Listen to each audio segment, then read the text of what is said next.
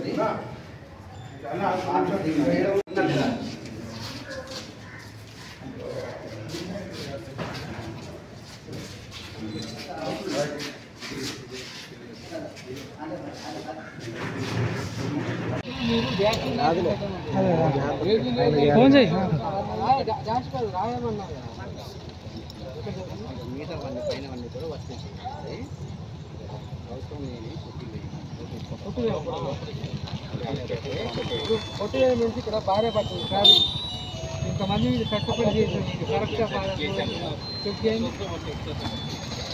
Check చేయని చెప్పండి। ఎట్టకేలకు తెలంగాణ ప్రజాప్రభుత్వంలో స్థానికంగా జరగబోయేటటువంటి ఎంపీటీసీ జెడ్పీటీసీ ఎలక్షన్లకు ఈ రోజు నుండి నోటిఫికేషన్ రావడం, అలాగే మన మండల పరిషత్ కార్యాలయంలో ఎన్నికల కోలాహలం స్టార్ట్ అయింది। ఎట్టకేలకు స్థానిక ప్రజాప్రతినిధులను ఎన్నుకునే ప్రక్రియ అనేది గవర్నమెంట్ తొందరగా నిర్ణయం తీసుకొని ఎలక్షన్ జరగడం వల్ల స్థానికంగా నాయకులు అందుబాటులో ఉండి ప్రజలకు వెసులుబాటు అనేది కలుగుతుందనే నమ్మకంతో ఈ ఎలక్షన్లు సజావుగా సాగి అన్ని విధాలుగా మంచి జరగాలని కోరుతున్నాను। అశ్వాపురం మండలంలో 12 ఎంపీటీసీ స్థానాలు 1 జెడ్పీటీసీ స్థానానికి నామినేషన్ ప్రక్రియ ప్రారంభమైంది। ఈరోజు మొదటి రోజు, ఇంతవరకు నామినేషన్లు ఎవరు కూడా ఇవ్వలేదు। ఇప్పటికైనా స్థానిక సంస్థల ఎన్నికలు నిర్వహించడం మండలంలో చాలామంది సంతోషం వ్యక్తం చేస్తున్నారు। స్థానిక సంస్థల ఎన్నికలు జరగకపోవడం వల్ల గ్రామాల్లో అభివృద్ధి కుంటుపడింది।